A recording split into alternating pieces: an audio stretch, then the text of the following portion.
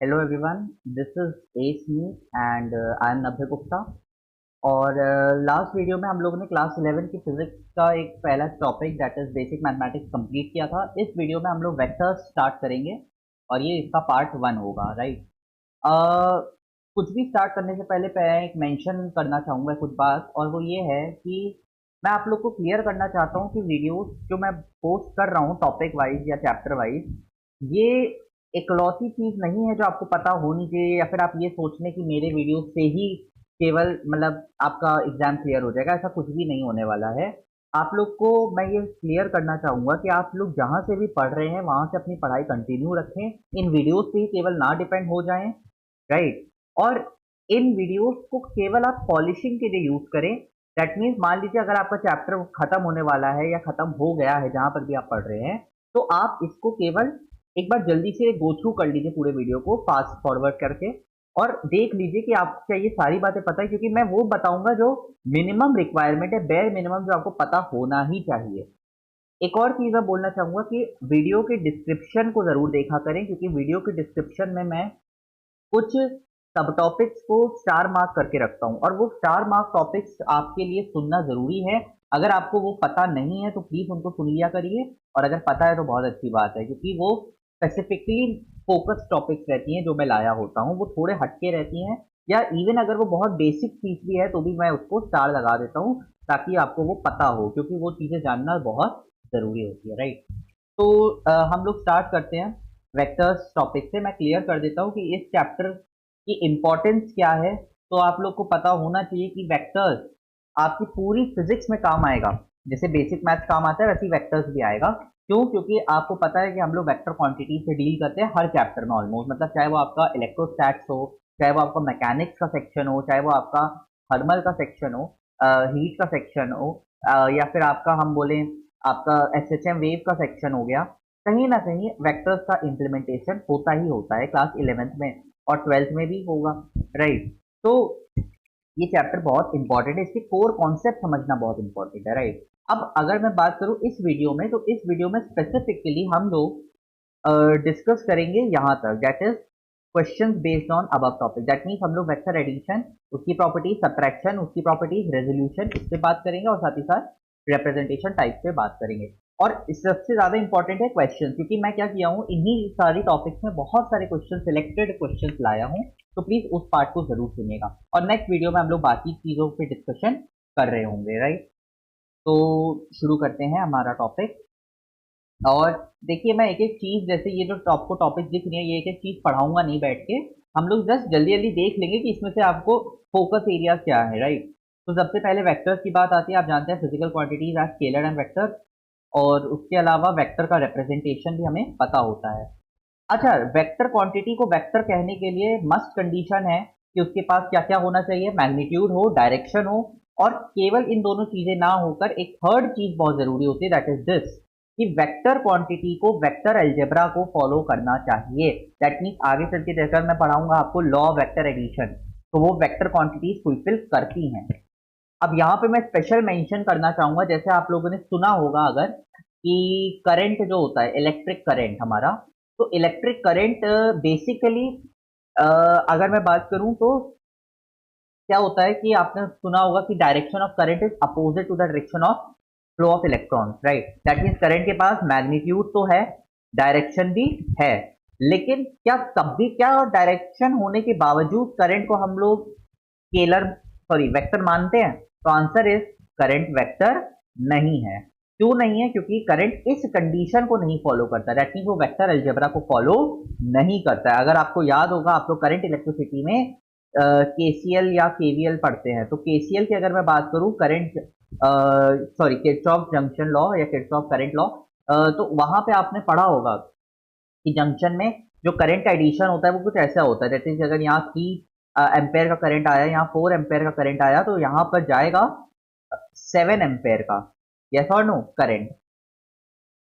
But अगर यही अगर 90 डिग्री में मान लो आ रहे थे करंट, लेकिन वेक्टोरियली अगर हम देखें तो 90 डिग्री में 3 और 4 का रिजल्टेंट तो 5 होना चाहिए था, बट करंट ऐसा फॉलो नहीं करता। That means current vector algebra को फॉलो नहीं करता, इसलिए हम उसको वेक्टर नहीं मानते हैं, राइट। तो आगे अगर हम बात करें तो रिप्रेजेंटेशन की बात आती है, ये सब चीजें हमें पता होती हैं। टाइप की जल्दी से बात कर लेते हैं हम लोग पहले। पैरेलल वेक्टर एंगल 0 डिग्री होना चाहिए। याद रखिएगा पैरेलल वेक्टर्स में शिफ्टिंग का कॉन्सेप्ट लगाया जा सकता है। आप अगर मैं बात करूं, मान लीजिए ये कोई भी वेक्टर है तो आप इसको शिफ्ट करके यहां ला सकते हो, लेकिन इसका क्या नहीं बदलना चाहिए, पहला इसका मैग्नीट्यूड नहीं बदलना चाहिए। एटलीस्ट अगर ये इतना बड़ा वेक्टर है तो ये इतना ही बड़ा रहेगा। अगर क्योंकि याद रखिएगा लेंथ ऑफ वेक्टर कहीं ना कहीं उसका मैग्नीट्यूड को इंडिकेट कर रहा होता है, ठीक है। दूसरी चीज आपको क्लियर होनी चाहिए कि वेक्टर को रोटेट आप 360 डिग्री ही कर सकते हो, मतलब आप कंप्लीट रोटेशन कर सकते हो। क्यों? क्योंकि कंप्लीट रोटेशन से वेक्टर वापस आ जाएगा उसी उसी जगह, तो कोई चेंज नहीं आएगा। लेकिन कोई और डिग्री अगर आप रोटेट कर रहे हो, मान लो इस वेक्टर को आपने इतना रोटेट कर दिया, तो आपने एक तरीके से उसका डायरेक्शन ही बदल दिया, तो यानी कि वो वेक्टर ही बदल चुका है। Is this clear? इस चीज का प्लीज ध्यान रखिएगा स्पेशली। उसके बाद इक्वल वेक्टर डायरेक्शन मैग्नीट्यूड दोनों सेम है, और एंटी पैरेलल और अपोजिट नेगेटिव को इनिशियल, तो ये सब चीजें हमें पता होती है, इसलिए मैं बहुत ज्यादा इसमें टाइम नहीं लगा रहा। कोप्लेनर मतलब प्लेन सेम होगा। अच्छा, कोप्लेनर वेक्टर्स में प्लेन सेम होने का मतलब थोड़ा सा एक बार समझ लेते हैं, क्योंकि ये थोड़ा आगे भी काम आएगा। देखो प्लेन होता क्या है, प्लेन कुछ भी चीज को आप प्लेन बोल सकते हो। मान लीजिए ये मेरे पास, अगर मान लीजिए पेपर है, राइट। अब इस पेपर में अगर मैं एक वेक्टर बना दूं ये, और एक और वेक्टर बना दूं ये, तो ये दोनों ही इस पेपर में बने हैं, इस प्लेन ऑफ पेपर में बने हैं, इसलिए ये दोनों कोप्लेनर वेक्टर हो गए। केवल एक्स वाई वाई जेड और जेड एक्स प्लेन ही नहीं होते इस दुनिया में, आप किसी भी चीज को प्लेनर बोल सकते हो। आपकी कंप्यूटर टेबल हो गई, आपकी स्टडी टेबल हो गई, आपका बॉल का सरफेस हो गया, ये सब कुछ प्लेन है। तो वहां पे अगर कोई वेक्टर है तो वो उस प्लेन का पार्ट है, राइट।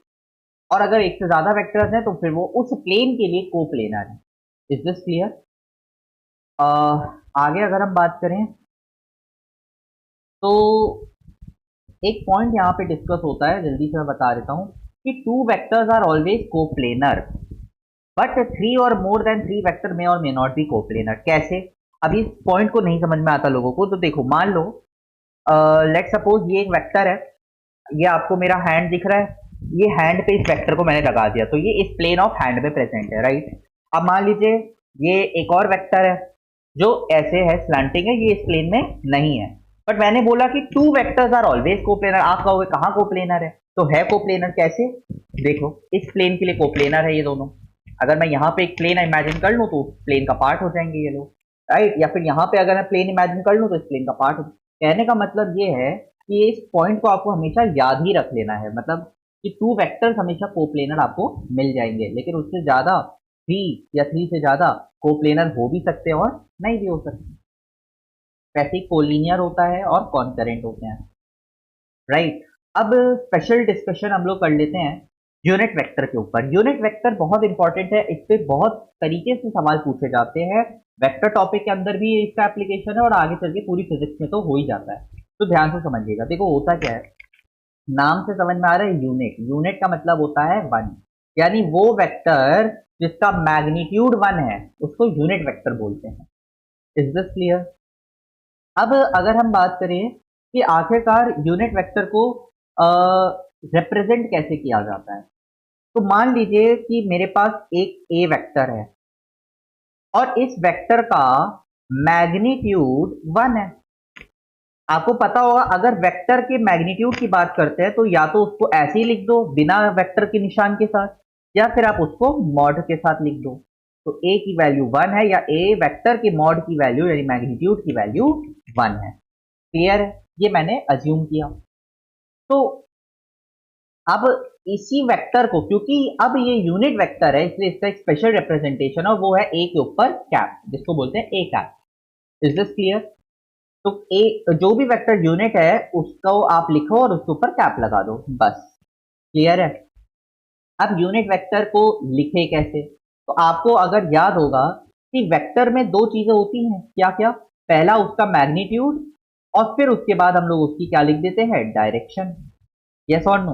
तो मान लीजिए अगर आपको वेक्टर को लिखना है तो आप क्या करोगे, अब मान लो मुझे यूनिट वेक्टर लिखना है, तो मैं कुछ नहीं करूंगा, वेक्टर को वेक्टर के ही मैग्नीट्यूड से डिवाइड कर दूंगा। और अगर मैंने ऐसा कर दिया तो क्या मुझे डायरेक्शन मिल जाएगी? इमेजिन करिए। अगर मैंने किसी वेक्टर को उसकी ही मैग्नीट्यूड से डिवाइड कर दिया, मान लीजिए ये वेक्टर है, इसको यहाँ पर इसके मैग्नीट्यूड से डिवाइड कर दिया, तो यहाँ पर ये मैग्नीट्यूड यहाँ डिवीजन में गया, तो मुझे क्या बची मिलेगी, डायरेक्शन। तो इसीलिए यूनिट वेक्टर अल्टीमेटली डायरेक्शन को शो करता है। क्योंकि आप खुद इमेजिन करो ना, आप लोगों ने पढ़ा होगा 5 i कैप। अब 5 i कैप का मतलब क्या होता है, तो बेसिकली आई, जे और के एक्स, वाई और जेड एक्सेस को शो करने के लिए यूज होते हैं।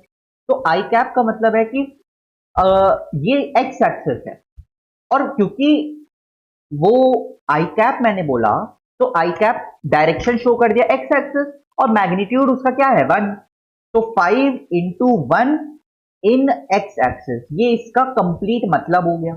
अगर आप इसको इस तरीके से सोचो कि 5 आई कैप का मतलब क्या हुआ कि 5 इंटू 1, क्योंकि मैग्नीट्यूड आई कैप का मतलब क्या होता है, 1, और इन एक्स एक्सेस क्योंकि आई कैप बोला। अगर यही मैं बोल दूं 6 जे कैप, तो इसका मतलब 6 into 1 in Y axis direction plus Y axis, yes और नो।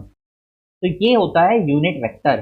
तो हमारी फिजिक्स में 3 स्टैंडर्ड यूनिट वेक्टर्स हैं डिफाइंड, और वो है हमारे पास आई कैप, जे कैप और के कैप, जो कि आपको स्पेसिफिकली शो करते हैं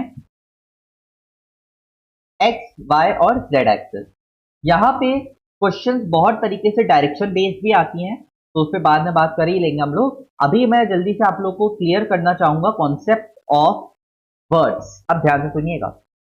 आगे चल के फिजिक्स में स्पेशली अगर मैं बात करूं काइनेमेटिक्स में, तो आपने सुना होगा वहां पे लिखा रहता है north, in the north direction, in the south, in east, in west. तो इन चारों शब्दों में तो कोई दिक्कत नहीं आती है। ईस्ट का मतलब आई कैप डायरेक्शन, वेस्ट का मतलब minus I cap direction, right or no, north and south is J cap and minus J cap, ठीक है। अब मैं यहाँ पे बताना चाहूंगा कि आखिर के कैप का मतलब क्या होता है। तो देखो, इमेजिन करो आपका रूम है, तो रूम में क्या होगा, मान लीजिए ये आपका रूम है पूरा, तो रूम में एक एज होता है, कॉर्नर। तो यहाँ पर ये जा रही होगी, ये रूम की फ्लोर है मान लो, और मैं इस एज पे हूँ, और ये ऐसी वॉल है आपकी रूम की, ठीक है, ये आपकी रूम की वॉल्स है। तो इस एज को देखो, अब इस एज, आप इमेजिन करिए अपने रूम की एज को, तो सॉरी कॉर्नर को, I am so sorry, corner को इमेजिन करिए। कॉर्नर में ये जो एज जा रही होगी, ये आपकी एक्स डायरेक्शन है, ये आपकी वाई, या फिर अगर मोर स्पेसिफिक बात करें तो माइनस वाई, और ये जो जा रही है ना वॉल के लिए, यानी ऊपर जो जा रही है आपकी, आप अगर अपने कॉर्नर को देखें तो वो बेसिकली आपका जेड एक्सिस है। यहां पर भी अगर मैं जेड एक्सिस को शो करूं तो आखिरकार वो है क्या, वो ऐसी है जो पेपर के अंदर जा रही है, जो इस शीट के अंदर ऐसे जा रही है, आपको दिख रहा होगा। अगर ये y है, सॉरी ये x है, ये y है, तो ये आपकी z होती है। तो आखिरकार z को हम लोग रिप्रेजेंट कैसे करते हैं शब्दों में, अगर मैं बात करूं तो यहां पे आपको ये दोनों वर्ड्स को याद रख लेना है, बहुत इंपॉर्टेंट है। अगर कहीं भी पूरी फिजिक्स में अपवर्ड या आउटवर्ड वर्ड आए तो वो प्लस जेड एक्सिस के कैप को शो कर रहा है। अगर पूरी फिजिक्स में कहीं पर भी डाउनवर्ड या इनवर्ड वर्ड आए तो वो माइनस जेड एक्सिस को शो कर रहा है, यानी माइनस के कैप को शो कर रहा है। बहुत इंपॉर्टेंट है ये ध्यान रखना कि upward is not north, downward is not south, it is actually Z axis, के कैप या माइनस के कैप, ठीक है, ये याद रख लीजिएगा। नॉर्थ एंड साउथ को हम लोग जे से शो करेंगे, ना कि के से, और वो north and south word use करेगा। अगर वो अपवर्ड यूज कर रहे हैं तो वो नॉर्थ के लिए नहीं होगा, फिर वो के लिए है, ठीक है। एक चीज और मैं बताना चाहूंगा, इस दुनिया में अगर आपको ये 3 एक्सिस दे रखे हैं, ये एक्स है, मान लो ये वाई है, और बाहर की तरफ ऐसे निकल रहा है जेड, तो इस दुनिया का कोई ऐसा नियम नहीं है कि राइट साइड हमेशा एक्स होगा, इस साइड हमेशा वाई होगा, और ऐसे हमेशा जेड होगा, ऐसा कोई नियम नहीं है। हो सकता है कभी कभार क्वेश्चन अपने मर्जी के हिसाब से आपको इसको एक्स बोल दे, इसको वाई बोल दे, राइट, कुछ भी कर सकते हैं। तो हम लोग तो जो हैबिट में पढ़ते हैं कार्टेशियन ग्राफ जिसको हम लोग बोलते हैं, उसमें तो हम लोग इसी को x मानते हैं, उसको y मानते हैं, इसको z मानते हैं, लेकिन ये यूनिवर्सल नहीं है, ये याद रखिएगा। बाय डिफॉल्ट हम लोग यही पढ़ रहे होते हैं, लेकिन यूनिवर्सल नहीं है। अगर क्वेश्चन में कुछ और डायरेक्शन को x लेने को बोल रहा है तो आपको उस हिसाब से क्वेश्चन को सॉल्व करना आना चाहिए, ठीक है। तो कंफ्यूज मत हो जाइएगा उस केस के लिए, राइट। चलो अब हम बात कर लेते हैं जल्दी से तो यूनिट वेक्टर इंपॉर्टेंट टॉपिक थी, इसलिए थोड़ा टाइम दे दिया इसमें। पोलर वेक्टर जिसमें इनिशियल पॉइंट हो, एक्सियल वेक्टर, वैसे तो एक्सियल वेक्टर पे और बातें हम लोग अलग अलग चैप्टर्स में कर रहे होंगे। बेसिकली ये वो है जो रोटेशनल इफेक्ट को शो करते हैं, तो इनकी एक स्पेसिफिक डायरेक्शन होती है जो एक्सिस ऑफ रोटेशन के लिए में होती है। जैसे आपने सुना होगा एंगुलर वेलोसिटी ओमेगा, या फिर एंगुलर एक्सेलरेशन अल्फा, या टॉर्क, तो टाउ से जो शो होता है, तो वो चीजें वहां पे मैं बता दूंगा। जीरो नल वेक्टर भी पता है, ठीक है। अब जल्दी से हम लोग बात कर लेते हैं एंगल बिटवीन द वेक्टर्स की। अब ध्यान से सुनिएगा प्लीज। देखिए, अगर मैं बात करूं एंगल बिटवीन वेक्टर्स, तो होता क्या है, आप लोगों को, मुझे नहीं पता आप लोगों ने कैसे याद किया है एंगल्स को, बट मैं आपको पहला तरीका जो कि बहुत इंपॉर्टेंट और इजी सा तरीका है वो ये है कि दो वेक्टर्स कोई भी है, मान लीजिए, उनकी, आपको पता है ना हम लोग वेक्टर को शिफ्ट कर सकते हैं, तो मान लो ये दो वेक्टर्स थे, अब मुझे इसको बीच का एंगल निकालना है, तो मैंने क्या किया, इसको शिफ्ट किया, ये देखो मैं इसे शिफ्ट कर रहा हूं, और ये मैं इसको ऐसे ले आया, राइट। तो टेल टू टेल जो एंगल होता है, I repeat, tail to tail ये जो एंगल बन रहा है, ये वाला, ये होता है एक्चुअल में angle between the vectors. Is this clear? अब एक चीज और मैं बताना चाहूंगा, देखना। लेट सपोज कि ये एक वेक्टर है और ये एक वेक्टर है, ठीक है। तो ये मैंने टेल टू टेल ज्वाइन किया, ये इस ए वेक्टर को और इस बी वेक्टर को भी। अब अगर मैंने, ध्यान से सुनना, अब इनके बीच में आपको ये थीटा एंगल दिख रहा होगा, कोई दिक्कत नहीं। अब मान लो मैंने किया शिफ्टिंग ऑफ द वेक्टर, क्या किया मैंने, शिफ्टिंग ऑफ द वेक्टर। तो मान लो मैं इस ए वेक्टर को शिफ्ट करा, तो ऐसे ऊपर शिफ्ट करा मैंने, और यहां पे इसको बना दिया, ये देखो, ये है मेरा ए वेक्टर शिफ्ट होने के बाद। Is this clear? Originally A vector यहां पे था और मैंने शिफ्ट करने के बाद उसको ऐसे बनाया। तो अब आपको दिख रहा होगा कि अब मैंने बी वेक्टर और ए वेक्टर को हेड टू हेड ज्वाइन किया है, दिख रहा है, वेक्टर्स की हेड्स को ज्वाइन किया। अब आप लोग मुझे खुद बताइए कि ये वाला एंगल कितना है, ये वाला। तो ये, क्योंकि आपको समझ में आता है कि ये दोनों लाइन पैरेलल हैं, क्योंकि ए और ए वेक्टर पैरेलल ही होंगे और ये ट्रांसवर्सल है, तो ऑब्वियसली ऑल्टरनेट एंगल की वजह से ये भी थीटा होगा। That means tail to tail जो एंगल मिला था मुझे थीटा, वही मुझे हेड टू हेड भी मिला। दैट मीन्स अगर आपको दो वेक्टर के बीच में एंगल निकालना है, तो आप टेल टू टेल का एंगल भी निकाल सकते हो और हेड टू हेड का एंगल भी निकाल सकते हो, क्वेश्चन को फास्ट सॉल्व करने के लिए। मतलब मान लो कभी क्वेश्चन में हेड टू हेड ज्वाइन किया, मान लो ऐसा कुछ सीन है कि ये दो वेक्टर्स की हेड्स को ज्वाइन कर दिया और ये एंगल थीटा दिया है, तो ऐसा कोई जरूरी नहीं कि अब आप इसको पूरा शिफ्ट करो, फिर यहां देखो, फिर इसको थीटा बोलो इस वाले को, और बोलो कि टेल टू टेल में थीटा आया, फिर आप बोलो कि इन दोनों के बीच में थीटा एंगल है। इतना टाइम आप नहीं वेस्ट करोगे, आप डायरेक्ट देखोगे कि हेड टू हेड ज्वाइनिंग का मतलब भी एंगल बिटवीन द वेक्टर होता है, और टेल टू टेल का मतलब भी एंगल बिटवीन द वेक्टर होता है। Is this clear? तो वो कंफ्यूजन मत क्रिएट करिएगा। चलिए आगे बात कर लेते हैं जल्दी से। नेक्स्ट है एडिशन। एडिशन में कुछ खास नहीं है, पहला है ट्रायंगल लॉ। मैं इसमें पूरा डेप्थ में इसका डेरिवेशन नहीं एक्सप्लेन करूंगा, मैं डायरेक्ट आपको लॉ बता देता हूं कि मान लीजिए ये ए वेक्टर है और ये बी वेक्टर है।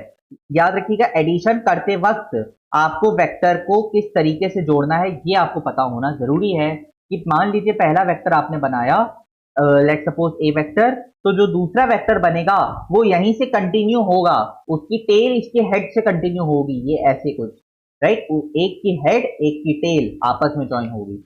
तो ये दो वेक्टर्स आ गए मेरे पास। अब मुझसे पूछा इनका रिजल्टेंट बताओ, तो अल्टीमेटली इनका रिजल्टेंट कैसे निकालेंगे, तो बाय ट्रायंगल लॉ इन दोनों के, इसको ऐसे ज्वाइन करेंगे आप, राइट। एक की टेल और फाइनल वेक्टर की हेड को ज्वाइन करेंगे, तो ये इसका रिजल्टेंट है। और इसका फॉर्मूला आप जानते ही हैं कि R इक्वल्स टू, अगर मैं डेरिवेशन के बाद बताऊं आपको, तो ये इसका फॉर्मूला आता है इसके मैग्नीट्यूड का, under root A square plus B square plus 2ab cos theta. Clear है? अब एक और फॉर्मूला मैं यहाँ पे डिस्कस कर देता हूँ, that is tan alpha. Tan alpha formula याद रख लीजिएगा, यूज बहुत ज्यादा नहीं होता है लेकिन पता होना चाहिए। क्या है, क्या मतलब है इस फॉर्मूले का, जरा गौर से देखते हैं। आप लोग इस ट्रायंगल को देखिएगा, मान लीजिए ये दो वेक्टर थे ए और बी और इसके बीच में ये एंगल आपको थीटा दिख रहा है, दिख रहा है। अब अगर मैं यहाँ पे बात करूं तो जब मैंने इसका रिजल्टेंट बनाया तो मुझे शिफ्टिंग करनी पड़ी। जैसे अगर मैं इसको फिर से आपके लिए ड्रॉ कर देता हूँ, मान लो ये ए वेक्टर है, मान लो ये बी वेक्टर है, ये एंगल थीटा है। अब अगर मुझे वेक्टर एडिशन करना है तो मुझे इनको ज्वाइन करना पड़ेगा, तो मैं कुछ ऐसे करूंगा, ये ए वेक्टर और इस बी की, क्योंकि मैंने आपको बताया था कि पहले वेक्टर के हेड से दूसरे वेक्टर की टेल को जोड़ोगे, तो इसकी टेल को यहाँ पे मैं ले आया बाय शिफ्टिंग, और फिर मैं यहाँ पे ऐसे आर वेक्टर को शो कर दिया। क्लियर है।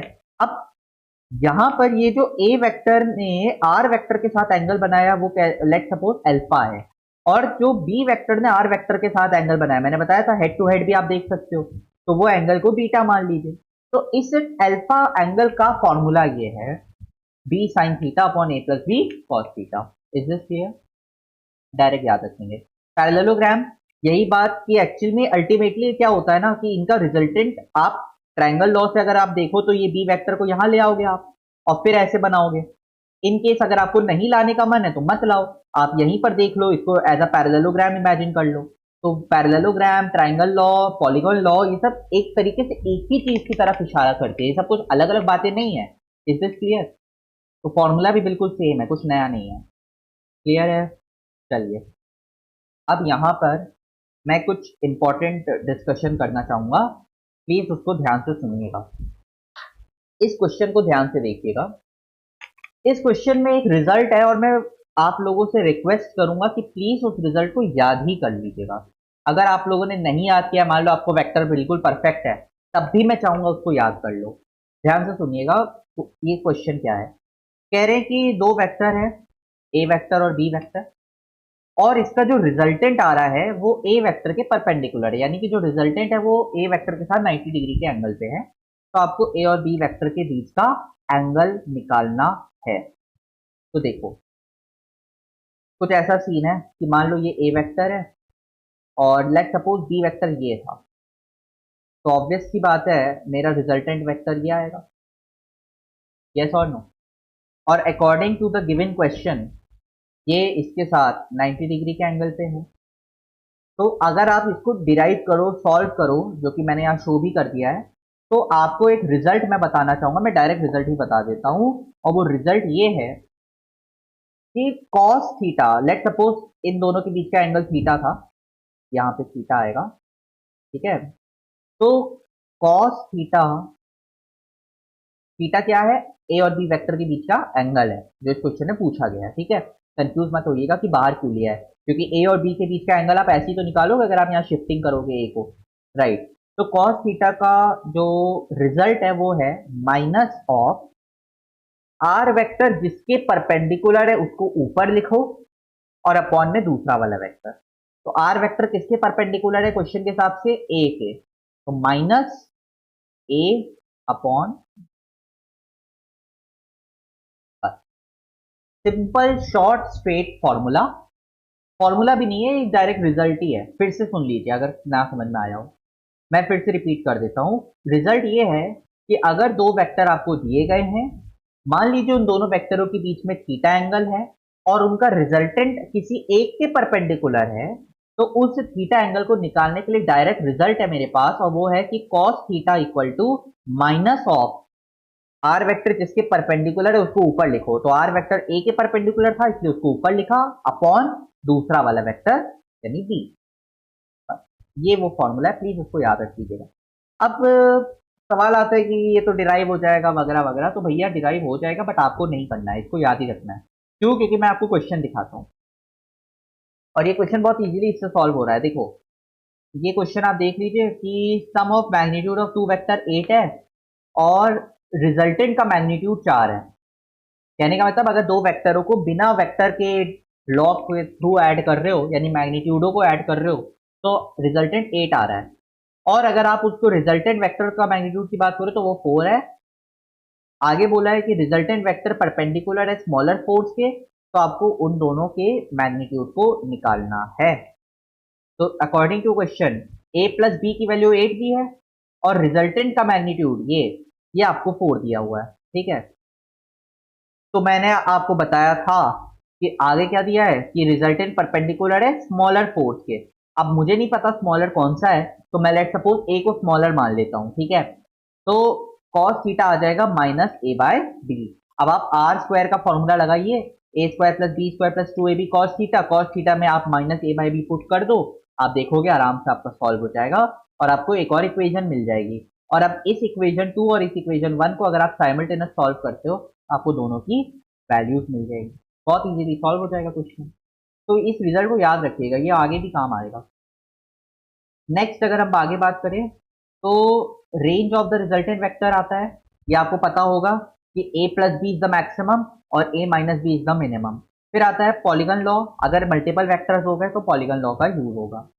फिर इंपॉर्टेंट प्रॉपर्टीज की बात कर लें, और इंपॉर्टेंट प्रॉपर्टीज में डिस्कशन आता है कि अगर मान लीजिए आपने वेक्टरों को ऐसे हेड इस तरीके से कंटिन्यूसली ज्वाइन किया और फाइनली अगर वो यहीं आ गई तो उसका नेट रिजल्टेंट 0 हो जाएगा। वैसे ही n coplanar vector equal magnitude के 360/n, कहने का मतलब ये है कि मान लीजिए नहीं, लेट सपोज 6 वेक्टर्स हैं और वो इक्वल हैं, और अगर आपने उनको इस तरीके से अरेंज कर दिया 1 2 3 4 5 6, और एंगल कैसे लिया, 360/6 लिया, यानी 60 डिग्री का एंगल लिया, तो इसका रिजल्टेंट 0 आएगा। क्लियर है? ये कंडीशन आपको पता होना चाहिए कि अगर आपको 3 अनइक्वल वेक्टर मैं दे दूं, आगे क्वेश्चन भी है, तो उसका रेंज में अगर वो वेक्टर आ रहा है तीसरा वेक्टर, तो फिर वो 0 हो सकता है रिजल्टेंट। क्लियर है?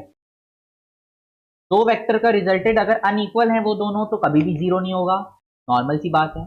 अगर अनइक्वल वेक्टर है तो कम से कम आपको 3 कोप्लेनर वेक्टर चाहिए। कोप्लेनर वेक्टर मतलब एक ही प्लेन है, तो कम से कम 3 वेक्टर तो चाहिए ही होंगे अगर आपको रिजल्टेंट को 0 करना है। अगर वेक्टर अनइक्वल है, इक्वल है तो फिर तो 2 से काम बन जाएगा, क्योंकि मान लो 5 ऐसे है 5 ऐसे है तो रिजल्टेंट 0 हो जाएगा। बट मान लो 5 और 3 है, तो उसका रिजल्टेंट को 0 करने के लिए आपको एक थर्ड वेक्टर चाहिए होगा, इसलिए मिनिमम 3 चाहिए होता है। बट ये कब है, जब प्लेन सेम हो। मान लो प्लेन ही अलग कर दूं मैं, तो प्लेन अलग अगर कर दिया जाता है तो फिर मिनिमम आपको 4 वेक्टर चाहिए होते हैं। Is this clear? फिर बाकी ये सब नॉर्मल प्रॉपर्टीज है, इनमें हम बात नहीं कर रहे हैं। That is associative and commutative properties. एक चीज ये आपको पता होना चाहिए कि मान लो दो वेक्टर से इक्वल मैग्नीट्यूड के, ए वेक्टर ये है और ये मान लो ये बी वेक्टर है, और दोनों इक्वल मैग्नीट्यूड है, मान लो दोनों का मैग्नीट्यूड 5 है, राइट, इन दोनों का मैग्नीट्यूड 5 है, तो इसका जो रिजल्टेंट यहाँ बनेगा ना, वो दोनों के साथ इक्वल एंगल बनाएगा। ऑब्वियस सी बात है, क्योंकि क्या होता है ना, आपको ये पता होना चाहिए कि जो रिजल्टेंट होता है वो हमेशा बड़े वेक्टर की तरफ झुक जाता है। Are you getting my point? मान लो इस ए की वैल्यू 5 की जगह 7 होती, तो रिजल्टेंट यहाँ पे झुक जाता, और ऑब्वियसली यहाँ पे ए के साथ कम एंगल बनाता और बी के साथ ज्यादा। कुछ ऐसे देख लीजिए, अगर ये ना समझ में आया हो तो मैं फिर से इसको शो कर देता हूं। मान लीजिए लेट सपोज ये ए वेक्टर है, ये ए वेक्टर है जिसका मैग्नीट्यूड है 7, और ये मान लीजिए हमारे पास बी वेक्टर है जिसका मैग्नीट्यूड है 4। तो ये मान लीजिए इनका रिजल्टेंट बना, तो ये जो रिजल्टेंट है ना वो ए की तरफ ज्यादा झुका रहेगा, क्योंकि ए बड़ा वेक्टर है, तो ऑब्वियसली अगर ज्यादा झुका है तो एंगल जो बनाएगा लेट सपोज अल्फा, वो थोड़ा सा कम होगा, और ये जो बीटा होगा बी के साथ वो ज्यादा होगा, इस केस में बीटा ज्यादा होगा अल्फा से, राइट, नॉर्मल सी बातें हैं। फिर उसके बाद वेरी वेरी इंपॉर्टेंट प्रॉपर्टी जो कि वेक्टर सब्ट्रैक्शन में भी काम आएगी, दैट इज कि अगर दो वेक्टर्स में इक्वल मैग्नीट्यूड है, राइट, आई रिपीट, अगर दो वेक्टरों में इक्वल मैग्नीट्यूड है, तो उस केस में आप डायरेक्ट उसका रिजल्टेंट निकाल सकते हो। और ये प्रॉपर्टी, मार्क माय वर्ड्स, बहुत काम आएगी, स्पेशली आगे चल के ऑप्टिक्स का जो सेक्शन है, वेव ऑप्टिक्स हो गया, या फिर इवन आपका काइनेमैटिक्स का जो सेक्शन है वहां पर भी ये काम आएगा। तो प्लीज इस ट्रिप प्रॉपर्टी पे ध्यान रखिएगा, इसको डायरेक्ट याद ही कर लीजिए कि अगर दो वेक्टर इक्वल मैग्नीट्यूड के हैं, थीटा एंगल उनके बीच का है, तो उसका रिजल्टेंट आप डायरेक्ट फॉर्मूले से निकालेंगे 2a cos θ/2। यहाँ पे a उस मैग्नीट्यूड की वैल्यू है जो उन वेक्टरों का था ना। स्पेशल केस ये है कि अगर मान लीजिए ये थीटा एंगल 120 डिग्री का था, यानी मीन दोनों वेक्टर इक्वल हैं और दोनों के बीच का एंगल 120 डिग्री का है, तो रिजल्टेंट भी उसके मैग्नीट्यूड के बराबर आएगा। कहने का मतलब, मान लो ये 5 न्यूटन का वेक्टर है और यहां पर एक और 5 न्यूटन का वेक्टर है, दोनों के बीच में 120 डिग्री का एंगल बन गया, तो 120 डिग्री का एंगल बनने की वजह से इनका जो रिजल्टेंट आएगा उसका भी वैल्यू 5 न्यूटन होगी। Is this very clear? Next अगर हम बात करते हैं तो वही चीज यूनिट वेक्टर की भी बोली जा सकती है, राइट। चलिए अब आगे हम बात करते हैं वेक्टर सब्ट्रैक्शन के ऊपर जल्दी से। Vector subtraction is nothing but vector addition only. कैसे? क्योंकि देखो आप एक्चुअली क्या कर रहे हो, पहले आप ये कर रहे थे, अब आप ये कर रहे हो।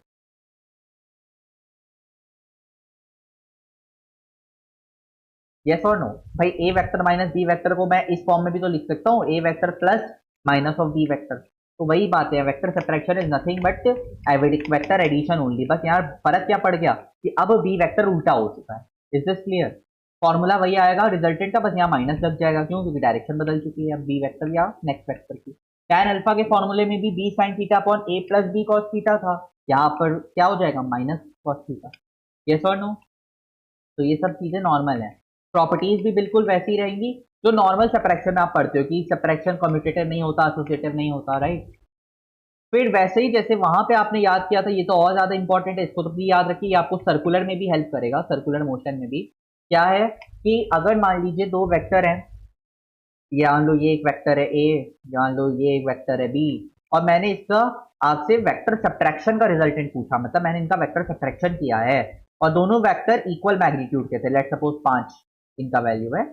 तो उस केस में जो रिजल्टेंट आएगा उसकी वैल्यू होती है 2a sine theta by two. वहां पे क्या था एडिशन में? 2a cos theta by two. यहाँ पे क्या है? 2a sine theta by two. अच्छा, वहां पे 120 डिग्री में रिजल्टेंट वही वैल्यू दे रहा था, और यहाँ पे वही वैल्यू वो देगा 60 डिग्री में। तो प्लीज इस रिजल्ट को याद रखिएगा। क्लियर है?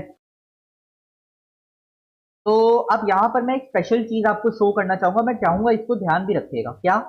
मान लो ये आपका ए वेक्टर है और ये आपका बी वेक्टर है। बी वेक्टर को मैं ऐसे शो कर देता हूं, तो ऑब्वियस सी बात है ये आपका रिजल्टेंट आएगा आर वेक्टर। कौन सा रिजल्टेंट? एडिशन वाला रिजल्टेंट। अब मान लो मैंने क्या किया, इस बी वेक्टर को पलट दिया और ऐसे उल्टा कर दिया ये, तो ये क्या माइनस बी वेक्टर है? तो ऑब्वियसली अगर मैं इस यहां पे एक और रिजल्टेंट बनाऊं, मान लो आर टू वेक्टर, तो ये आर टू वेक्टर एक्चुअल में है क्या? ये है A vector plus minus of B vector. जैसा और नो? यानी A vector minus B vector. तो कहने का मतलब है कि ये एक जो डायगोनल गया आर, ये एडिशन को शो किया, और ये जो आर टू डायगोनल जा रहा है ना, ये सब्ट्रैक्शन को शो कर रहा है। अब अगर मैं इनको रीअरेंज कर दूं तो क्या कुछ ऐसा नहीं दिखेगा कि ये ए वेक्टर, ये बी वेक्टर, ये पहला रिजल्टेंट जा रहा है आर जो A vector plus B vector show कर रहा है, और ये दूसरा रिजल्टेंट जा रहा है आर टू जो कि A vector minus B vector show कर रहा है। तो आपको ये याद, और ये पैरेललोग्राम बन गया। तो आपको ये प्रॉपर्टी ध्यान रखनी है, बहुत हेल्प करेगी कि पैरेललोग्राम के अंदर एक डायगोनल हमेशा वेक्टर एडिशन को शो करेगा और दूसरा डायगोनल हमेशा वेक्टर सब्ट्रैक्शन को शो करेगा। आई होप ये क्लियर हुआ होगा। क्लियर है? मान लो मेरे पास स्क्वायर है या रोम्बस है, तो ये तो स्क्वायर और रोम्बस की खुद की प्रॉपर्टी होती ही है कि डायगोनल्स परपेंडिकुलर होती है। अच्छा, कोई मुझे बताएगा कि डायगोनल परपेंडिकुलर का मतलब क्या हुआ? डायगोनल परपेंडिकुलर का मतलब कि A vector plus B vector और ए वेक्टर माइनस बी वेक्टर के रिजल्टेंट आपस में परपेंडिकुलर हो गए, क्योंकि मैंने बताया था एक डायगोनल प्लस को शो करता है और दूसरा माइनस को शो करता है। तो चाहे वो स्क्वायर हो चाहे वो रोम्बस हो, राइट, चाहे वो स्क्वायर हो चाहे वो रोम्बस हो, ये दोनों डायगोनल्स आपस में परपेंडिकुलर होते हैं। लेकिन रेक्टेंगल में डायगोनल्स परपेंडिकुलर कभी भी नहीं होंगे, पैरेललोग्राम में भी नहीं हो पाते। कोई बात नहीं, अगर ये प्रॉपर्टीज आपको डायरेक्ट ना याद रहे, बट आपको कॉमन सी बात जरूर, ये वाली बात जरूर याद रख लेनी है कि एक डायगोनल हमेशा वेक्टर एडिशन शो करता है और दूसरा वेक्टर सब्ट्रैक्शन शो करता है पैरेललोग्राम में। क्योंकि आपको पता है कि स्क्वायर, रेक्टेंगल, रोम्बस ये सब भी पैरेललोग्राम ही है, तो ये वाली बात उनमें भी एप्लीकेबल है। वेक्टर सब्ट्रैक्शन का यूज हम क्वेश्चन के थ्रू डिस्कस कर लेंगे। फिर आता है वेक्टर रेजोल्यूशन 2D का, इसको मैं डिस्कस नहीं कर रहा क्योंकि ये चीजें आप लोगों को पता होती है। बस आपको ये याद रखना है कि जिस डायरेक्शन से वेक्टर एंगल बनाया है, मान लो ये है लेट्स सपोज ए वेक्टर, और मुझे इस डायरेक्शन में थीटा एंगल है, तो और मुझे यहाँ वाला इसका कंपोनेंट निकालना है, तो ए कॉस थीटा होगा। तो ये डायरेक्ट आपको याद रख लेना है कि वेक्टर, ये जो आपको ऊपर बात दिख रही है पेज के यहाँ पर, कि वेक्टर जिस डायरेक्शन से एंगल बनाता है उस डायरेक्शन के अलोंग कंपोनेंट कॉस वाला होगा और उसी के परपेंडिकुलर वाला आपका साइन का होगा। क्लियर है? अब आता है 3D रेजोल्यूशन। 3D रेजोल्यूशन की अगर हम बात कर लें तो ध्यान से सुनिएगा। 3D रेजोल्यूशन इस चैप्टर के बाद किसी भी चैप्टर में नहीं आएगा क्योंकि क्वेश्चन नहीं बनते हैं, बट आपको यहाँ पर याद रखना है, कुछ नहीं है, बस एक जेड एक्सिस भी ऐड हो चुका है, राइट। और दो फॉर्मूले आपको डायरेक्ट याद रखने हैं। पहला कॉस, अच्छा ये अल्फा बीटा गामा क्या है? अल्फा बीटा गामा वो एंगल है जो वेक्टर बनाया हुआ है एक्स एक्सिस से, वाई एक्सिस से और जेड एक्सिस से रिस्पेक्टिव। क्लियर है? तो दो फॉर्मूले यहाँ पे हैं। पहला ये वाला कि cos square alpha cos square beta cos square gamma 1 होगा, और दूसरा अगर इसका साइन का याद रखने को बोल दूं मैं कि sine square alpha sine square beta sine square gamma 2 होगा। क्लियर है? तो डायरेक्ट याद रखना, बहुत आसान है। कॉस वालों को ऐड करो तो 1 मिलेगा, साइन वालों को ऐड करो तो 2 मिलेगा। प्लीज इसको याद रखिएगा, बहुत इंपॉर्टेंट है, क्वेश्चन आ सकता है। उसके बाद वेक्टर को आप कितने भी कंपोनेंट में तोड़ सकते हो। हम लोग जो कंपोनेंट पढ़ते हैं वो एक्चुअली 90 डिग्री वाले होते हैं, रेक्टेंगुलर कंपोनेंट, जिसको हम लोग ऑर्थोगोनल भी बोलते हैं। क्लियर है? अच्छा, मैक्सिमम रेक्टेंगुलर, अगर मैं प्लेन की बात करूं, प्लेन मतलब समझते हैं ना, मान लो ये प्लेन ऑफ पेपर या फिर एक एक्स वाई प्लेन है, तो दो ही कंपोनेंट बन सकते हैं, एक ये वाला एक ये वाला। बट मान लो मैं 3D में बात करने लगूं, यानी स्पेस की बात करूं, तो वहां 3 बन सकते हैं, एक्स वाई और जेड। क्लियर है? वेक्टर कभी भी ओरिएंटेशन ऑफ एक्सिस पे डिपेंड नहीं करता। वेक्टर की डायरेक्शन इस बात से मतलब ही नहीं रखती कि एक्स एक्सिस कहाँ है वाई कहाँ है। हाँ, लेकिन उनके कंपोनेंट्स को मतलब होता है, क्योंकि कंपोनेंट तो एक्सिस के अलोंग आप ले हो। ठीक है? Okay, right. अब जल्दी से हम लोग क्वेश्चंस का डिस्कशन करेंगे। पहले ये वाला क्वेश्चन देखिएगा। सबसे पहला क्वेश्चन है, यहाँ पर आपको बोला गया है कि 3 फोर्सेस लग रहे हैं, तो और अगर आप चाहते हैं the body will not be in equilibrium if these are of magnitude. पहली बात आपको समझ में आनी चाहिए, इक्विलिब्रियम होता क्या? इक्विलिब्रियम तब होता है जब नेट फोर्स की वैल्यू 0 आ जाए। बट ऐसा कह रहा है not to be in equilibrium, यानी नेट फोर्स हमें नहीं चाहिए 0। यस और नो? ये हमें 0 नहीं चाहिए। तो 3 वेक्टर्स दिए हैं, तब उनका रिजल्टेंट 0 होता है। तो यहाँ पे मैं आप लोग को ट्रिक बताता हूँ, बहुत आसान है। कोई भी दो वेक्टरों को ऐड करो, तीसरा वाला अगर उसकी रेंज में आ रहा है, रेंज समझते हैं? जैसे मान लो पहला ऑप्शन देखते हैं, 7 और 8 को मान लो मैंने ले लिया, तो 7 और 8 का डिफरेंस कितना है? 1। डिफरेंस मतलब सब्ट्रैक्शन, और एडिशन करोगे तो 15। तो इसकी रेंज क्या है? 1 से 15। क्या 14 इस रेंज में आता है? हाँ आता है। इसका मतलब इसका रिजल्टेंट 0 हो सकता है, राइट। और अगर इसका रिजल्टेंट 0 हो सकता है, दैट मीन्स ये इक्विलिब्रियम नहीं है। दूसरा वाला ऑप्शन देखिए, 10 और 4 को देख लो। 10 4 का मतलब क्या हुआ? 14 और 6। क्या 6 और 14 के बीच में 12 आता है? आता है। दैट मीन्स ये भी हमारा आंसर नहीं हो पाएगा। ये वाला देखो, 18 और 12, क्या 8 इसके बीच में आता है? नहीं आता। नहीं आता, इसका मतलब ये इसकी रेंज के बाहर है, दैट मीन्स रिजल्टेंट 0 नहीं हो पाएगा। रिजल्टेंट 0 नहीं हो पाएगा, इसका मतलब ये इक्विलिब्रियम नहीं है, तो आंसर थर्ड चला जाएगा। लास्ट वाला भी चेक कर लीजिए, यहाँ पे 4 और 8 इसकी रेंज आ जाएगी, तो 7 इसके बीच में आ जाता है। क्लियर है? अगला क्वेश्चन देखते हैं। ये वाला क्वेश्चन ध्यान से पढ़ लीजिए। देखो, कह रहे थे कि एक वेक्टर है, उसने अल्फा एंगल बनाया एक्स एक्सिस से और बीटा एंगल बनाया वाई एक्सिस से, तो कौन सी वैल्यूज पॉसिबल नहीं है? तो अल्फा बीटा देख के आपको समझ में आना चाहिए कि एक्चुअली ये 3D की बात हो रही है यहाँ पे। वैसे तो ऐसा जरूरी नहीं था, लेकिन ये क्वेश्चन है ही ऐसा, तो मैं बता देता हूँ। तो देखो, इसको हिट एंड ट्रायल से करना होगा। कैसे? क्योंकि आपको याद होगा कि cos square alpha plus cos square beta plus cos square gamma की वैल्यू 1 आती है। ये मैंने अभी अभी बताया था डायरेक्शन कोसाइन वाले में, जब मैंने 3D का बताया। तो आपको कुछ नहीं करना, आपको एक एक ऑप्शन को पुट करना होगा, अल्फा बीटा की वैल्यूज को, और इस गामा की वैल्यू, कॉस गामा की वैल्यू निकालनी है। तो अगर आप फोर्थ ऑप्शन पुट करोगे, क्योंकि आप आंसर मैंने निकाल रखा है, फोर्थ ऑप्शन पुट करोगे तो कॉस की जो वैल्यू आएगी वो 1 से ज्यादा आने लगेगी। कॉस गामा की जो वैल्यू है वो 1 से ज्यादा आने लगेगी, जो कि पॉसिबल नहीं है। आपको पता है कॉस की मैक्सिमम वैल्यू 1 हो सकती है, तो क्योंकि ये पॉसिबल नहीं है तो इसलिए आंसर फोर्थ ऑप्शन हो जाएगा।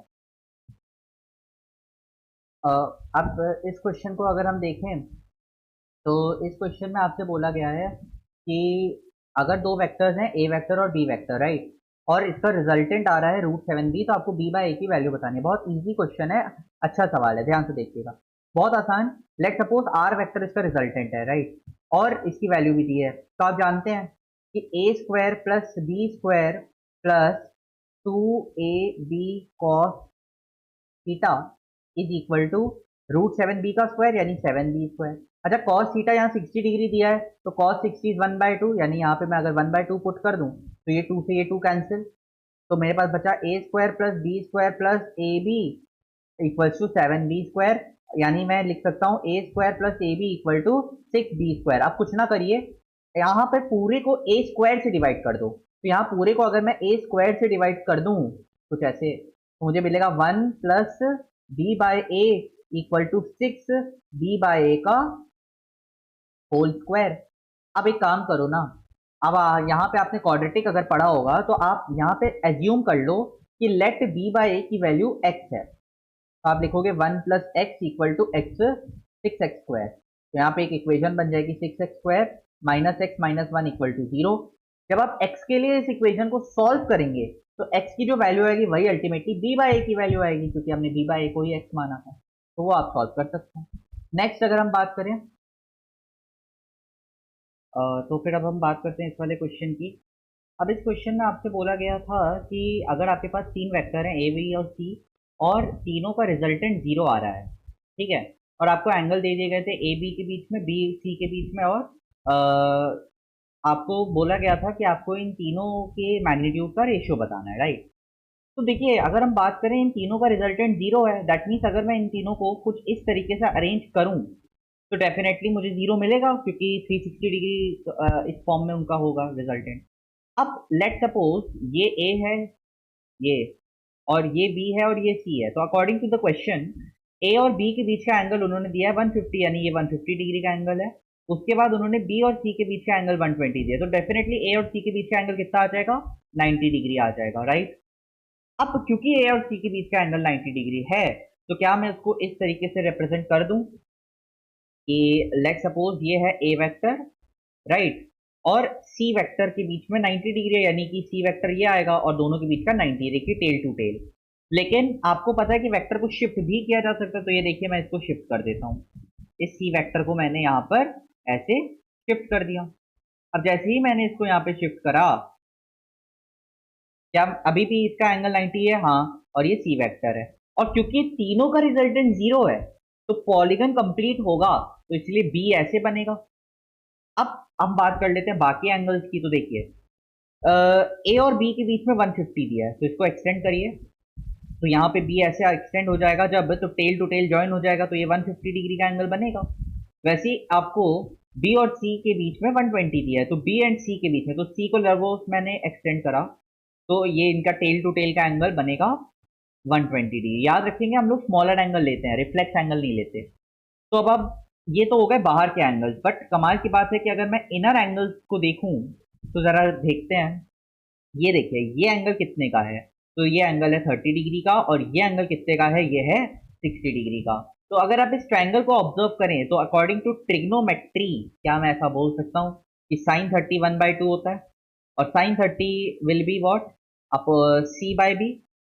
वैसे ही मैं बोल सकता हूँ cos 30 इज √3/2, जो कि होगा a/b।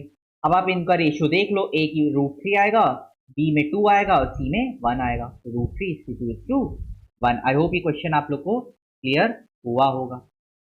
नेक्स्ट अगर हम बात करें तो क्वेश्चन में बोला गया है, ध्यान से देख लीजिए कि एक पैरेललोग्राम है, और उस पैरेललोग्राम में ए वेक्टर और बी वेक्टर उसके साइड्स हैं और d1 d2 उसके डायगोनल्स है, तो आपको इसकी इस एक्सप्रेशन की वैल्यू बतानी है। तो आपको याद होगा मैंने बताया भी था कि किसी भी पैरेललोग्राम में, आई रिपीट, किसी भी पैरेललोग्राम में अगर ये ए वेक्टर है और ये बी वेक्टर है और ये पहला डायगोनल बन रहा है, तो ये d1 होगा, तो ये दूसरा डायगोनल जो बनता है d2, ये दूसरा होगा। अब जो पहला डायगोनल होता है वो हमेशा वेक्टर एडिशन को शो करता है, और जो दूसरा होता है वो वेक्टर सब्ट्रैक्शन को शो करता है। याद आया? तो चलिए इसके एक्सप्रेशन लिख लेते हैं हम लोग जल्दी से। तो अगर मैं एक्सप्रेशन वाइज लिखूं रिजल्टेंट का, तो पहले के लिए मैं क्या लिखूंगा कि d1 square equal to a square plus b square plus 2ab cos theta, और अगर मैं डी टू स्क्वायर को लिखूंगा जो कि डी टू सब्ट्रैक्शन का है, तो इसलिए A square plus B square minus two A B cos theta. कुछ नहीं करना, आप इन दोनों को ऐड कर दीजिए, तो D one square plus D two square, और यहाँ पे आ जाएगा 2 times of A square plus B square, क्योंकि ये पार्ट कैंसिल हो जाएगा। तो A square plus B square की वैल्यू यहाँ 2 को जब आप डिवाइड में भेजेंगे तो आ जाएगी, that will be your second option. Next अगर हम बात करें इस कॉन्सेप्ट की, यहाँ पे ध्यान से सुनिएगा। यहाँ पे मैंने आपको स्टार्टिंग में बोला था कि वेक्टर सब्ट्रैक्शन बहुत इंपॉर्टेंट है, तो ये उसी का एग्जाम्पल है, दो सवाल में लाया हूँ। कह रहे हैं कि कभी भी याद रखिएगा, जब भी चेंज वर्ड लिखे या फिर डिफरेंस वर्ड लिखे, तो ये दोनों ही वर्ड्स किसको शो करते हैं? ये दोनों ही शब्द वेक्टर सब्ट्रैक्शन को ही शो करेंगे या सब्ट्रैक्शन को शो करेंगे, यस और नो? इतना क्लियर है? अच्छा, अब अगर हम बात करते हैं, तो अकॉर्डिंग टू दिस क्वेश्चन आपसे बोला गया है कि एक वेक्टर है एल लेंथ का, उसको थीटा एंगल घुमा दिया गया टेल के अबाउट, तो आपको उसके पोजीशन वेक्टर में चेंज बताना है। तो लेट सपोज ये पहले एल था, अब मैंने यहाँ से उसको थीटा घुमा दिया, तो एल ऐसे बन जाएगा, यस और नो? तो चेंज क्या हुआ पोजीशन वेक्टर में कि पहला पोजीशन ये थी, अब ये हो गई।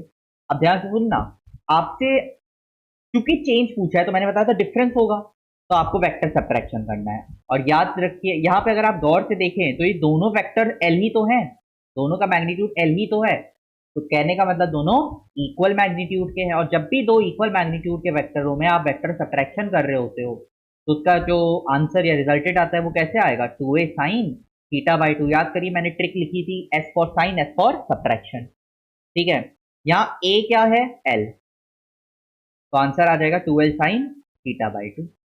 सेम ऐसे ही अगर यहाँ पर वेलोसिटी के साथ यही सेम चीज किया जाए कि वेलोसिटी को एक्सचेंज कर रहे हैं, मतलब आपको पता है ना सर्कुलर मोशन में स्पीड सेम रहती है, यूनिफॉर्म सर्कुलर मोशन में स्पीड सेम रहती है, लेकिन वेलोसिटी चेंज होती है। तो वही बोला गया है कि पहले वेलोसिटी ऐसे थी, अब 40 डिग्री घूमने के बाद ऐसी हो गई है, तो आपको अगेन चेंज बताना है, कुछ नहीं, 2b साइन थीटा बाई 2। अब यहाँ थीटा कितना लेंगे? Theta is the complete angle जो घूमा, तो 40, तो यहाँ थीटा पे आप 40 पुट करेंगे, तो आएगा 2b साइन 40 बाई 2 यानी 20 डिग्री। क्लियर है? तो 2b sign 20। I hope clear हो गया होगा, इजी सा कॉन्सेप्ट है, राइट? अब हम बात कर लेते हैं नेक्स्ट क्वेश्चन, इजी क्वेश्चन है ये भी। देखो क्वेश्चन में क्या बोला जा रहा है कि angle between two vectors A vector and B vector is theta, और उनका resultant makes an angle theta by 2 with the A vector then which is 2। देखो लेट सपोज ये ए वेक्टर है और लेट सपोज ये बी वेक्टर है, और इन दोनों के बीच में थीटा एंगल, और आपसे बोला है कि रिजल्टेंट आएगा, तो आपको पता है रिजल्टेंट ऐसे ही कहीं जा रहा होगा बीच में भाई, या तो आप ट्रायंगल लॉ से इसको देख लो या फिर आप पॉलीगन पैरेललोग्राम से देख लो, रिजल्टेंट ऐसे ही जाएगा। अब आपसे बोले जो रिजल्टेंट है वो थीटा बाई 2 एंगल ए के साथ बनाया है, तो देखो ये रिजल्टेंट है, ये ए के साथ थीटा बाई 2 एंगल बनाया है। ऑब्वियस सी बात, अगर ए के साथ थीटा बाई 2 बनाया है तो बी के साथ भी थीटा बाई 2 बनाया होगा। अब आप लॉजिकली सोचिए, अगर रिजल्टेंट ने दोनों के साथ इक्वल एंगल बनाया, इसका मतलब वो दोनों वेक्टर इक्वल मैग्नीट्यूड के रहे होंगे, क्योंकि मैंने बताया था कि जो रिजल्टेंट है वो हमेशा बड़े मैग्नीट्यूड के वेक्टर की तरफ झुक जाता है, ये मैंने बताया था। बट क्योंकि वो इक्वली दोनों तरफ है, तो दैट मींस दोनों वेक्टर का मैग्नीट्यूड इक्वल होगा, आंसर थर्ड जाएगा कि दोनों का मैग्नीट्यूड सेम है। क्लियर है? Next, which of following is unit vector? देखो आई कैप जे कैप में जब भी दिया हो, आपको पता है आई कैप जे कैप के कैप ये तीनों म्यूचुअली 90 डिग्री में होते हैं, और कभी भी वेक्टर्स जब 90 डिग्री में होते हैं तो उनका रिजल्टेंट आप डायरेक्ट निकाल सकते हो under root A square plus B square के मेथड से। तो इसको अप्लाई करते हैं एक एक में। तो पहले में जब आप लगाओगे तो क्या लिखोगे? Under root sine square theta plus cos square theta, yes और नो? और जब आप ऐसा लिख दोगे तो आपको पता है ये क्या आएगा? 1 अंडर रूट 1 दैट इज 1, तो ये 1 है यानी यूनिट वेक्टर है। दूसरे में भी ये सॉल्व करने पे यूनिट ही आएगा, तो आंसर फोर्थ जाएगा। थर्ड में रूट 2 आएगा। अच्छा यहीं पे मैं आपको कुछ बातें बता देता हूँ जो शायद स्टार्टिंग में स्किप हो गई थी। वो ये है कि अगर दो वेक्टर आप ऐड कर रहे हो और दोनों के बीच में 0 डिग्री का एंगल है तो वो डायरेक्ट ऐड होंगे। अगर उनके बीच में 90 डिग्री का एंगल है तो वो ए स्क्वायर प्लस बी स्क्वायर के रूट ऐसे फॉर्म में ऐड होंगे, और अगर इक्वल है तो उनका जो रिजल्टेंट आएगा वो root 2 times of that magnitude आएगा।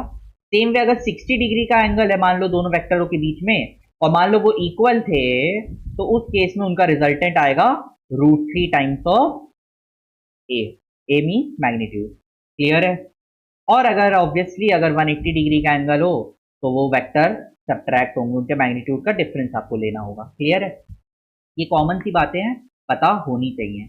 नेक्स्ट हम बात कर लेते हैं कुछ स्टेटमेंट बेस्ड क्वेश्चन, जल्दी से देख लीजिए। क्वेश्चन में बोला गया है कि the difference of two vector A vector and B vector can be treated as the sum of two vector. I hope question visible होगा, मैं जूम कर देता हूं। ये था क्वेश्चन कि the difference of two vectors A vector and B vector can be treated as the sum of the two vectors. तो ये बात बिल्कुल सही है। रीजन देखते हैं। रीजन ने बोला है कि subtraction of vector can be defined in terms of addition of vector. हाँ, क्यों? क्योंकि मैंने आपको बताया था स्टार्टिंग में कि ए वेक्टर, एक सेकेंड, मैंने आपको बताया था कि A vector minus B vector को मैं ऐसे भी तो लिख सकता हूं, A vector plus of minus B. तो एक ही बात है दोनों, तो बिल्कुल करेक्ट एक्सप्लेनेशन है ये। अगला, if I cap and J cap are unit vector along X and Y, तो magnitude of vector I cap plus J cap will be √2। तो हाँ, मैग्नीट्यूड तो √2 आता है, सही है। Unit vector are use to indicate direction only, ये भी सही है। पर क्या ये करेक्ट एक्सप्लेनेशन है? नहीं, क्योंकि पहले में मैग्नीट्यूड की बात हो रही है, दूसरे में डायरेक्शन को इंडिकेट किया है, तो ऑब्वियसली नॉट करेक्ट एक्सप्लेनेशन। एक ये वाला क्वेश्चन भी देख लीजिए, अच्छा सवाल था। और इस सवाल में आपसे बोला है कि अगर ए वेक्टर एंड बी वेक्टर के बीच में 30 डिग्री का एंगल है, जो आपको दिख भी रहा होगा, तो आपको 3a वेक्टर और -2/3b वेक्टर के बीच का एंगल बताने। आसान सवाल है, देखिएगा।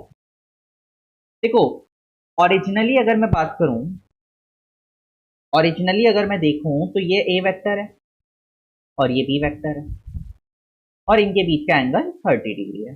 अब उसने क्या किया, उसने 3a वेक्टर बोल दिया, तो यानी कि ये 3 गुना हो गया होगा, थोड़ा बड़ा हो गया होगा। और क्या हुआ होगा? और दूसरे को जरा गौर से देखिए, दूसरे में उसने बोला है -2/3b। यहाँ माइनस इंपॉर्टेंट है, जब भी वेक्टर के आगे नेगेटिव लग जाता है तो वो 180 डिग्री घूम जाता है, तो यानी कि ये ऐसे घूम जाएगा। और 2/3 का मतलब कि उसका जो मैग्नीट्यूड है वो 2/3 टाइम्स हो गया। दैट मीन्स ये है हमारे पास कुछ ऐसा। क्लियर है? तो अब आप खुद देख लो कि टेल टू टेल का एंगल कितना आ रही है, टेल टू टेल ये इसका एंगल आ रहा है, ये आ रहा है कितना, 150 डिग्री का एंगल बन जाएगा। क्लियर है? तो आंसर क्या चला जाएगा? ओके। तो अभी के लिए इतने ही क्वेश्चंस हम लोग रखते हैं। नेक्स्ट वीडियो में हम लोग बहुत इंपॉर्टेंट टॉपिक डिस्कस करेंगे, जैसे डॉट एंड क्रॉस प्रोडक्ट और उनके क्वेश्चन।